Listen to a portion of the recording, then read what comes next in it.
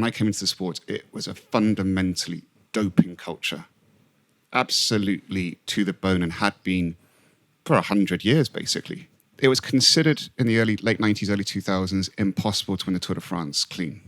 That was just the fact within the peloton. It was that was part of the omerta. And I wanted to win the Tour de France. That was my kind of goal. And that's what everyone believed I was capable of doing.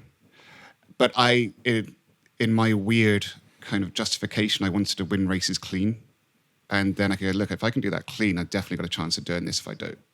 And so I would win Tour de France stages, I would win Vuelta stages clean and other races, but then it would be a gateway to going, okay, this is realistic. It's if I can do that and beat these guys doping, I should commit to this because I want to do this. And it was acceptable because we had the doping culture and it was a rite of passage. But yeah, it's very hard to explain that to people because I could win time trials, I could win road races, I could win stage races clean. But if I wanted to win the Tour de France, I was going to have to learn how to dope.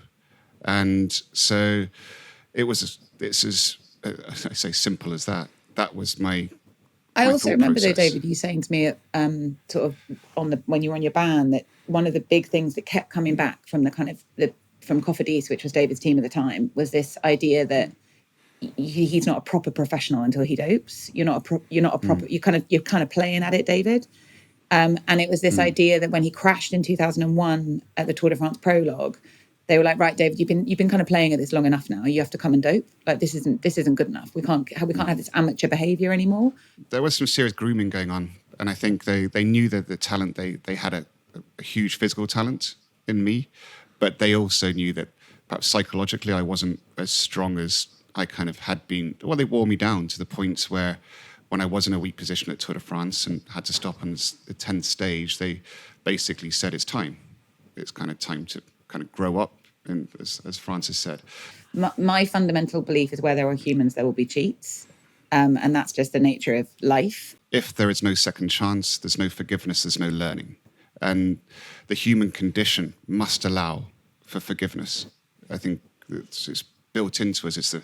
I'm not religious per se, but it's the very essence of Christianity is forgiveness.